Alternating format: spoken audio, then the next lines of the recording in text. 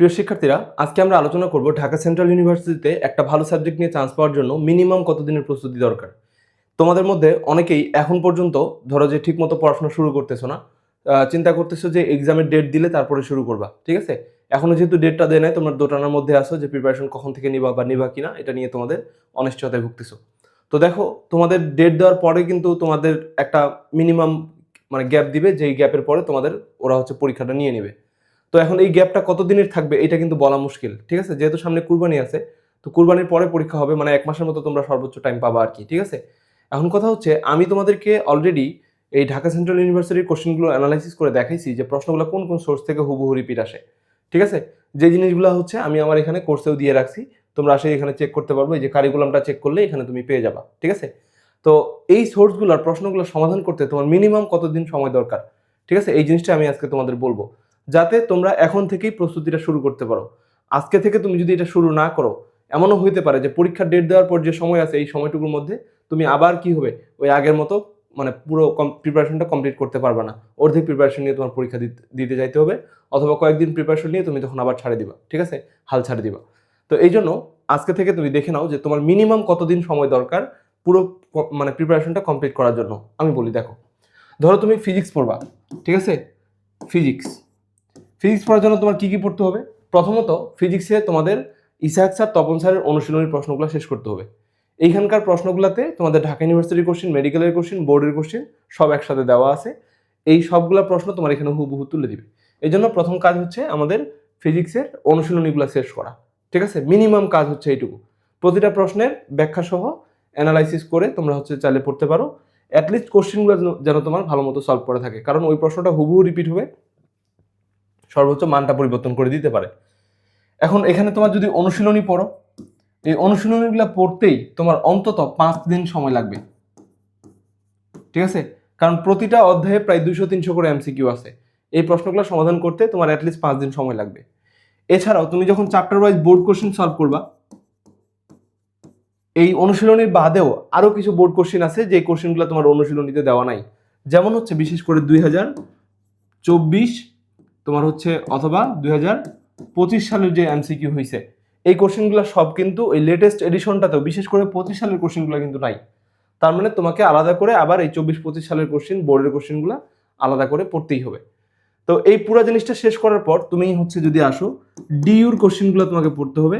তারপর মেডিকেল আর ডেন্টালের কোশ্চেন পড়তে হবে। এই প্রশ্নগুলো প্রতিটা প্রশ্ন ধরে ধরে তোমার পড়তেই হবে। এইটুকু করতে তোমার অ্যাটলিস্ট 10 দিনের মতো সময় দরকার, জাস্ট ফিজিক্স পড়তেই, ঠিক আছে। তো এখন দেখো, তুমি কখন শুরু করবে এই সিদ্ধান্তটা তুমি নিবা, বাট আমি তোমাকে দেখাই দিচ্ছি যে সাবজেক্ট ওয়াইজ কতটুকু সময় তোমার এখানে দিতেই হবে। এরপরে ধরো ফিজিক্সের পরে তুমি চলে আসলা যদি ম্যাথ দাগাও। ম্যাথ দাগালে তোমার কি করতে হবে? 1 নম্বর কাজ হচ্ছে ডিউর কোশ্চেন ব্যাংকটা খেয়ে ফেলতে হবে, ঠিক আছে। এই ডিউর কোশ্চেন ব্যাংকটা তোমার সলভ করতে অ্যাটলিস্ট এখানে 5 থেকে 6 দিন বা 1 সপ্তাহের মতো সময় দরকার আছে। তারপরে তুমি যদি বোর্ডের কোশ্চেনগুলো সলভ করতে হবে তোমার চ্যাপ্টার ওয়াইজ, ঠিক আছে। প্রতিটা অধ্যায়ে অন্তত প্রায় 100-র মতো করে, 70 থেকে 100টা করে এমসিকিউ আছে। ওই এমসিকিউ গুলো তোমার সলভ করে শেষ করতে হবে। এই পুরো জিনিসটা শেষ করতে তোমার 10 দিনের মতো সময় দরকার আছে। তাহলে ফিজিক্স আর ম্যাথে তোমার অ্যাটলিস্ট 10 দিন করে সময় দিতে হবে, জাস্ট কোশ্চেনগুলো যদি তুমি সমাধান করো, ঠিক আছে। আর কিচ্ছু পড়া লাগে না ওইভাবে, কোশ্চেনগুলো সলভ করলে সকল থিওরি তোমাদের ক্লিয়ার হয়ে যাবে। এই দুটা কাজ করতে তোমার 10 দিন করে 20 দিন সময় দরকার আছে। এরপরে ধরো তুমি কেমিস্ট্রি পড়বা, ঠিক আছে। কেমিস্ট্রির জন্য কাজটা সহজ একটু তুলনামূলক। এখানে জাস্ট বোর্ড কোশ্চেন গুলা পড়লেই হয়ে যায়। বোর্ড কোশ্চেন 2015 থেকে 2025 পর্যন্ত সকল বোর্ড কোশ্চেন তোমার এখানে সমাধান করতে হবে। এখানে প্রায় 4000-এর মতো তোমাদের বোর্ড কোশ্চেন আছে, ঠিক আছে। এই কোশ্চেনগুলো তোমাদের ধরে ধরে সলভ করতে হবে। অনেক প্রশ্ন রিপিট হয়েছে, ওই রিপিটেড প্রশ্নগুলো তোমাকে বারবার পড়তে হবে। তারপরে পাশাপাশি তোমার ডিইউর কোশ্চেন, মেডিকেলের কোশ্চেন এখানেও তোমার পড়তেই হবে। তো এই পুরো জিনিসটা সলভ করতেও তোমার কিন্তু 30 দিনের মতো সময়, 10 দিনের মতো সময় দরকার আছে, ঠিক আছে। তারপরে তোমাদের যদি বায়োলজি মোটামুটি পড়া থাকে, বায়োলজি কোশ্চেন এগুলো সলভ করতে বেশি সময় একটা লাগে না। বায়োলজির জন্য তোমার কি পড়তে হয়? এখানে প্রথমে মেডিকেল আর ডিইউর কোশ্চেন তোমাদের একদম এরিয়াটা সহ ভালো করে পড়তে হবে। এরপরে বোর্ডের কোশ্চেনগুলো তোমাদের সলভ করতে হবে। এগুলো করতে অ্যাটলিস্ট তোমার 7 দিনের মতো সময় দরকার আছে, ঠিক আছে।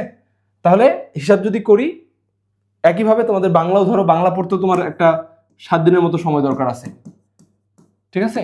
তো হিসাব করলে প্রায় 35 থেকে 40 দিনের মতো সময় কিন্তু তোমার মিনিমাম দরকার আছে। এখন তুমি যদি আজকে থেকে শুরু করো তাহলে কিন্তু তুমি এই 30, 35, 40 দিনের মতো সময় পাবা। ঠিক আছে? এখন তুমি যদি পরীক্ষার ডেটের জন্য ওয়েট করো তাহলে কিন্তু তোমার কি হবে না, পুরো প্রিপারেশনটা কমপ্লিট হবে না, আবার যে লাও সেই কিন্তু আগের মতো তোমার ভালো মানে একটা পজিশন আসবে না। তো তোমরা যেটা করতে পারো সেটা হচ্ছে আজকে থেকে এই প্রিপারেশনটা নেওয়া শুরু করো। আর এই যে জিনিসটা আমি তোমাকে দেখাইলাম, ঠিক আছে, তোমার যদি চিন্তা থাকে তুমি সেকেন্ড টাইম প্রস্তুতি নিবা, একই প্রিপারেশন, এর বাইরে আর কোনো প্রিপারেশন নাই। ঠিক আছে? আমি সামনে আরেকটা ভিডিওতে তোমাদেরকে দেখাবো যে সেকেন্ড টাইম প্রিপারেশনের জন্য তোমার কি কি পড়তে হয়। ঠিক আছে? এইটা হচ্ছে তোমার মিনিমাম পড়াশোনা। এই পড়াশোনা যদি তোমার থাকে তুমি বাংলাদেশের যে কোনো ইউনিভার্সিটির জন্য কম্পিট করতে পারবা। এই যে তুমি বিভিন্ন জায়গায় পরীক্ষা দিলা, কোথাও তোমার চান্স হইল না, না হওয়ার কারণ কি? এক নাম্বার কারণ হচ্ছে তুমি এই কোশ্চেনগুলা নিজ হাতে সলভ করো নাই। ঠিক আছে? তুমি ওই ক্লাস দেখছো সারাদিন, নিজে যে প্র্যাকটিস করতে হবে, বারবার পরীক্ষা দিতে হবে, এই কাজটা তুমি করো নাই। এই কাজটা এখানে করো, এটা তোমার সেকেন্ড টাইমের জন্য হয়ে যাবে। 100% সেম পড়াশোনা। আমার কথা বুঝছো? এর বাইরে পড়াশোনা নাই। আমি তোমাদেরকে এটা দেখাবো। আমি এখানে কয়েকটা কোর্স তোমাদের জন্য এখানে বের করে রাখছি আমারই। এগুলা যদি একটু তোমাদেরকে দেখাই, ধরো এই কোর্সটা হচ্ছে আমার এই যে সেকেন্ড টাইমারদের জন্য একটা কোর্স। ঠিক আছে? এবার আমি যেটা লঞ্চ করতেছি এই সেকেন্ড, দাঁড়াও, এটা হচ্ছে আমার একটা সেকেন্ড টাইমের কোর্স। দেখো এইটার কারিকুলামে তুমি যদি আসে দেখবা যে এইখানে আমার যতগুলো ইউনিভার্সিটি আছে সেকেন্ড টাইমের জন্য সবগুলো ইউনিভার্সিটির প্রস্তুতি এখানে আমার একটা কোর্সের মধ্যেই হবে। ঠিক আছে? এই কোর্সটার দাম এখানে রাখছি, দেখো 3000 টাকা দাম। এই কোর্সটাতে তোমার বাংলাদেশের যতগুলো সেকেন্ড টাইম ইউনিভার্সিটি আছে সবগুলোর প্রস্তুতি আমি এখানে তোমাকে একসাথে নেওয়াবো। একই প্রস্তুতি দিয়ে তুমি সবগুলাতে পরীক্ষা দিয়ে একদম টপ একটা সিরিয়াল করতে পারবা। সবগুলো কোশ্চেন এখানে অ্যানালাইসিস করে দেখাবো, প্রত্যেকটা ইউনিভার্সিটির প্রশ্নগুলো কোন কোন সোর্স থেকে আসছে সবকিছু দেখাবো। তো এখন এটা তোমাদের এখানে দেখানোর ব্যাপার না, তোমাদেরকে আমি যেটা দেখাইতে যাচ্ছি সেটা দেখো। এই যে এখানে মেডিকেলের কোশ্চেন, এখানে দেখো বোর্ডের কোশ্চেন, এখানে দেখো ঢাকা ইউনিভার্সিটির কোশ্চেন। ঠিক আছে? দেখো তো এই জিনিসটা কি আমি তোমাদেরকে এখানে জিএসটি কোর্সটাতে পড়তে বলতেছি না? একই পড়াশোনা, বুঝাইতে পারছি? একই পড়াশোনা দিয়ে তুমি সেকেন্ড টাইমের এই প্রস্তুতিটুকু কমপ্লিট করে রাখতে পারবা। এরপরে তোমার কি করতে হবে, শুধু এক্সট্রা যেই ইউনিভার্সিটিগুলোর জন্য তুমি প্রিপারেশন নিবা টার্গেট করে, ওদের যে বিশেষ জায়গাগুলো থেকে পরীক্ষার প্রশ্ন হয় ওই জায়গাগুলো থেকে প্রশ্নগুলো সমাধান করতে হবে। কিন্তু এটা তো তোমার বেসিক, এই জায়গা থেকে প্রশ্ন সকল ইউনিভার্সিটিতে কমন হয়। তো তোমরা ভালো করে এখন থেকেই এইগুলো সমাধান করে রাখলে তোমাদের ডিসিউতে একটা ভালো সিট পাবা। ওই সিটটা কনফার্ম করে রেখে তুমি যদি চাও সেকেন্ড টাইম করবা, সেকেন্ড টাইমের জন্য আবার তোমার এগুলাই কাজে লাগবে। ঠিক আছে?